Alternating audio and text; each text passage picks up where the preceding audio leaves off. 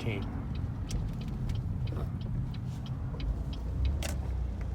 Just went past my first. Okay, first.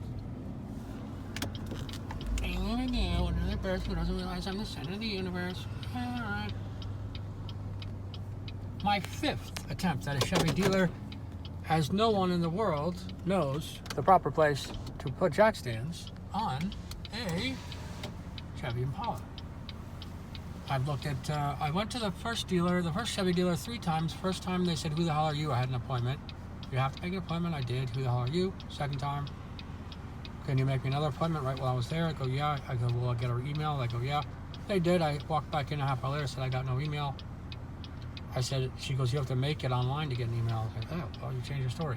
So I said, please cancel that. I'll make one online. I made one online, didn't get an email again. I said, where's the email? I go, we don't know. It's a different department than ours. Same lady. But everyone's the same at all these dealers, it seems. So I said, please cancel that one, or I called up. It took me several tries to cancel that one, just in case it wasn't real like the other two.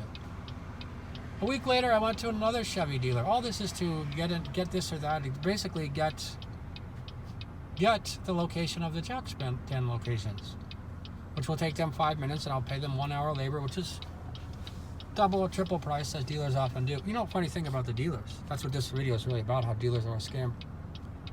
Actually, everyone in the world has got the problem of being too hyper, thus ignorant, thus insecure, thus trying to possess things outside of their own self, thus greedy, thus corrupt. It doesn't matter if it's Uber, if it's a dealer, if it's any other business. They're all ending up to try to rip off their customers because they think by grasping at money, by ripping off their customers is the best way to do it. And the customers are also assholes, I might add. But still, dealers are, mechanics are assholes, the dealers are bigger mechanic assholes, and so on. So all dealers, everything at the dealers rip off. I was about to say, on this very car, I bought it about a month ago. There's these hobgoblins under here that were beeping and everything, and it made no heat come out of this half of the car.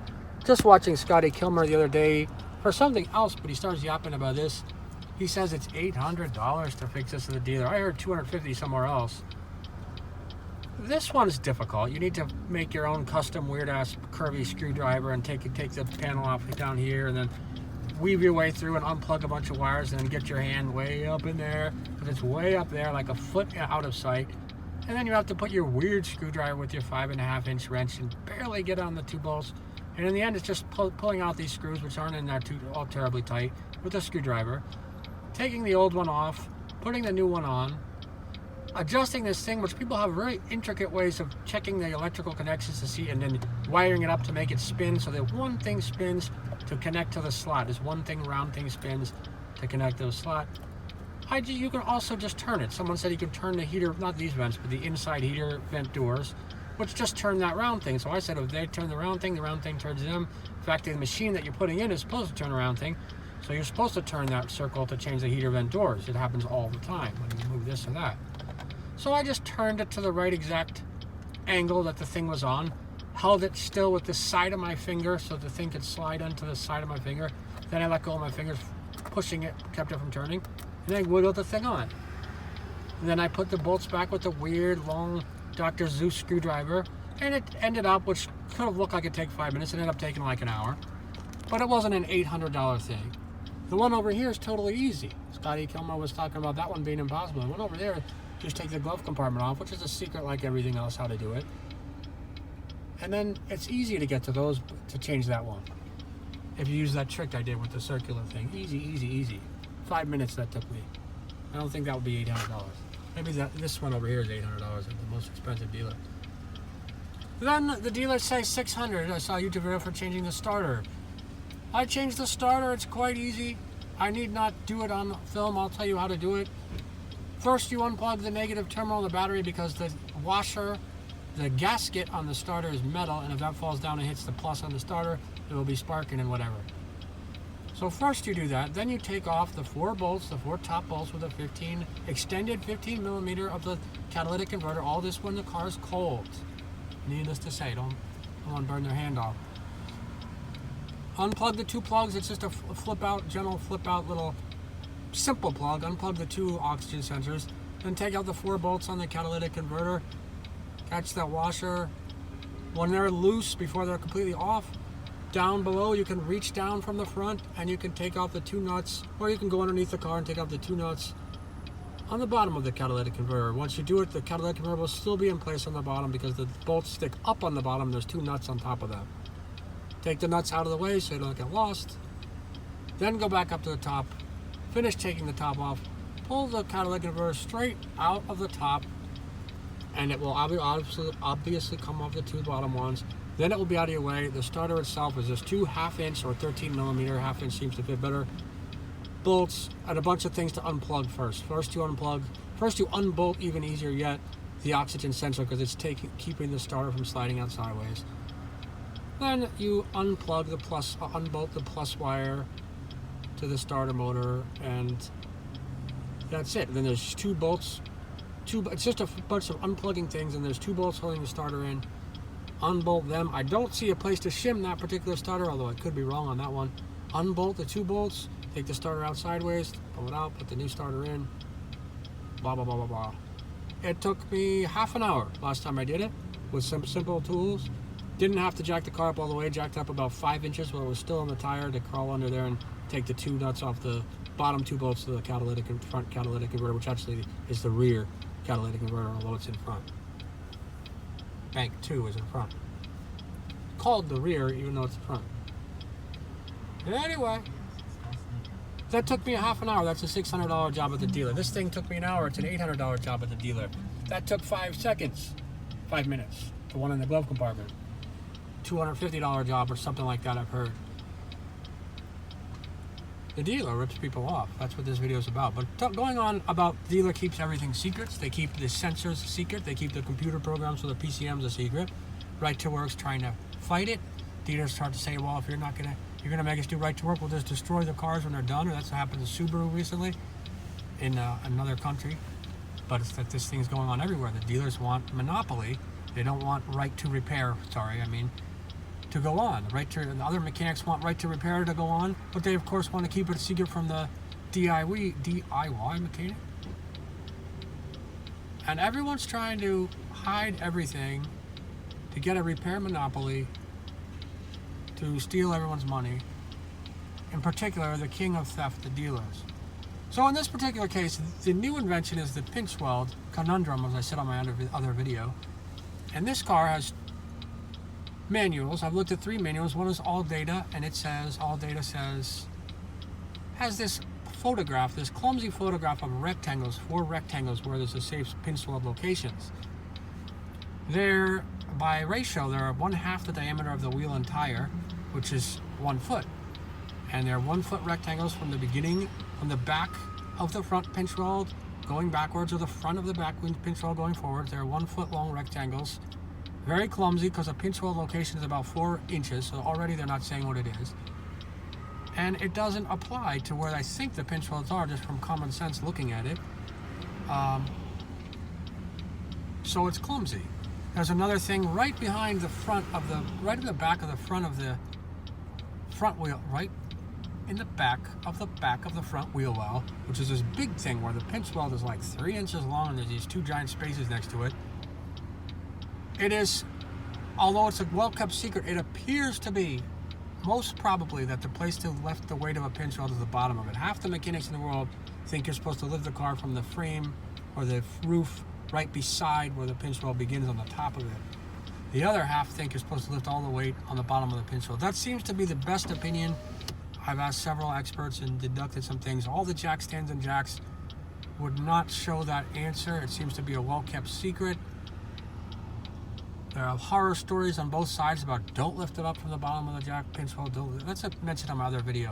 But if you can take your best guess, and I happen to be right, don't believe me because no one knows this. It's a well-kept secret. If it turns out to be the bottom of the pinchweld is where you put the weight of the car, and the top of the jack stand or jack on the bottom of the pinchweld, which is the stupidest place in the world to have a jack or a jack stand by design, so that dealers can have a repair monopoly. But if that happens to be the case, which seems to be the prevailing probability, where to put it on the pinchweld also matters because the pinchweld is only supported on certain hidden safe jack spots. Other places, there are horror stories of it bending in, caving in, or the roof caving in, or whatever. So you have to know the safe place on the pinchweld to put the jack stands. Some people use big spacers or 2x4s to balance it out and increase their odds. But the truth is, they don't know the exact place because it's a total secret. I went to the dealer, going back to the beginning of this subject, which is really about how dealers are the scam kings. But on this particular subject, going back to the beginning, as I diverted and came back, I went to 5 dealers. The first one screwed up 3 times in a row. The second one was a different location in Kansas City. I had an appointment. They said, "You had to make an appointment." I did. I showed up there. They're like, "Who the hell are you?" No, that's for the body shop. Go to the body shop. Went to the body shop. No, that's for the service shop. Make an appointment with the service shop, or else make an appointment with the body shop to talk to them. I did. And they say, "No, that's for the service shop." And on the 5th, they said, "Make an appointment." On the 5th time, that's not COVID, by the way. That's just me talking too much.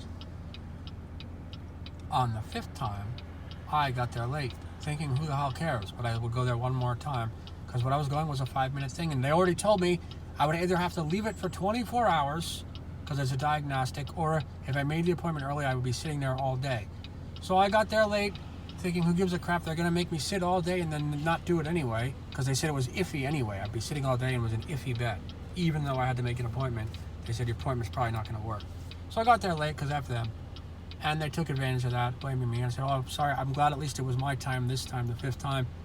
I said, "Well, it'll take you 5 minutes to show me where the pinchwelds are. If you want to, put it on the lift." I said, "How much for an hour?" They said, $165. I said, "I'll pay you for an hour. $165 for 5 minutes for not doing much. Just telling me your secret," which I guess should be about $1 million, shouldn't it? Because I might tell other people. They must keep that a secret. So they probably were never going to show me that. They were probably going to weasel their way around it. I've seen their weaseling skills. They're masters of weaseling their way around things politely. They probably were never going to do it. But anyway, I said, if you put it on the lift and show me where they are, I'll give you your hour labor if you show me. And they're like, I try no emphasize. Our lifts are all busy. And they're telling me the lifts are all busy where their whole entire place is empty, by the way. I'm in this giant room. I said, well, that's what I thought you guys were going to say. And I go, at least it wasn't me. At least it was me who screwed up this 5th time on the appointment. And so they've kept it a secret. It's never going to anyway. I'm glad I didn't wait around all day. Because, hell, that's one of their best kept secrets, man. The factory and all the dealers can keep the pinchweld spots correct. Then they can stop mechanics from working on it, other mechanics and DIY mechanics. Oh, and by the way, what was that? All data has a chart for this particular car. This happens to be a 12LT Impala with these 2 1-foot rectangles, which are very vague. The next thing, the actual Chevy manual says start 7 inches back from the front wheel well and 4 inches in front of the back wheel well. They don't say if that's the beginning of the spot or the end of the spot. It's totally vague, and in any event, I looked, and they're totally wrong anyway, because you can also figure out by where the pinchweld gets wavy and where the little arrows are, or these nobules or whatever. The manual says 4 inches in front of this, 7 inches behind the back of the front wheel well, and 4 inches in front of the back wheel well. It wasn't true. One spot I found started 7 inches in front of the back wheel well and about a foot behind the back of the front wheel well. So both manuals were totally wrong. The third manual I have was e-manual online, which is a 8,000 plus page thing. Instead, for $15 instead of the $500 shop manual that you could also buy. And that thing is impossible to find a table of contents or a glossary on. It just rambles on for 8,000 pages. Eventually, I may find a user. Someone told me up there that if you use Adobe, you can get a table of contents. I tried that, it didn't work. But eventually, I'll figure out the conundrum of how to look at that manual, and it might also be worthless.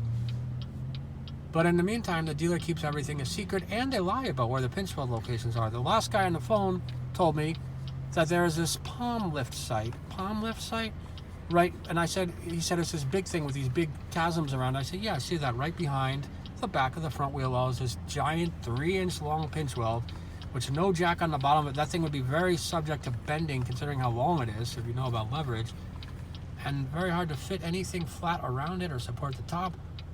Like the stupidest, comically stupidest design for a pinchweld location there could be. This guy's the only guy that ever mentioned it to me, talking to him on the phone when he was saying go back to the service shop. He was a body shop guy. And I said, what is a palm spot? Is you supposed to lift the car with your palm on that pinchweld thing or something? I said, I've never heard of that. And he goes, well, Google it. And I'm like, I did, and it's nowhere on Google to be found. But that might be a location. It's not 7 inches from the back of the front wheel well. It's 1 inch from the back. It's not 7 inches on either, and it's between 1 and 4 inches from the back of the front wheel well. And it's even dumber than the average pinchweld location, which I said before was the dumbest possible location. I said the engineers, if they designed the dumbest jacking location they could possibly design, it would be the pinchweld, which is on all uniframe unibody cars. But that so-called palm jack point location is even dumber. That thing is like, it would take a master comedian to invent that.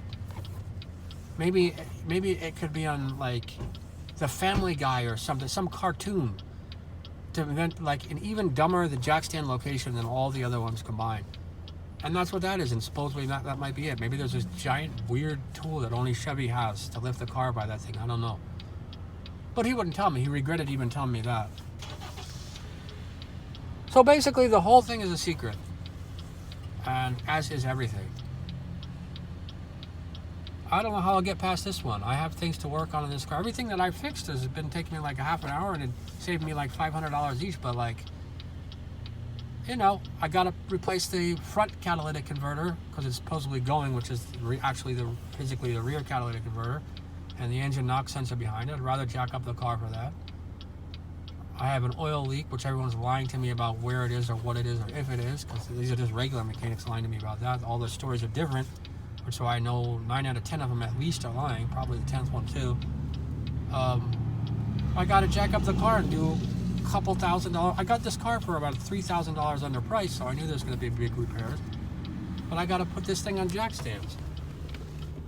Those flat things are to put my actual jack stand, because I'm doing this on the edge of a sidewalk. There's rubber beneath it. I put gravel on the edge of the sidewalk. My jacks fit onto between those 4 rectangles without moving. Those things I made, as I described in my other video, there's rubber on the bottom of them. They slide onto the top of the jack stands. They are 2.5-inch pinchweld supporter deal, gizmos, adapters. But if I don't know where to put any of that crap, because everything's a well-kept secret, I'm screwed. Yeah, someone's got to continue with this right to work by continue suing these dealers for trying to enforce a monopoly. See what they do? They deceive the public by saying, come and buy our car, and then they don't say until after they buy it, oh, by the way, your only viable choice is to come and pay us triple price for all. Triple price? I have a mouth slight situation where it's hard for me to talk. Your only choice is to pay us triple for all repairs because we're the only one that can do it now. You're screwed. They lure everyone in, they buy their cars, and then they have to go to the dealer. It's deception. It's robbery, mass robbery by deception. Apparently not just in this country, but everywhere. Well, I think I've rambled on enough, and I'm glad to hear, because it hurts me to talk until I fix this thing. Wait till this is 19 minutes, though.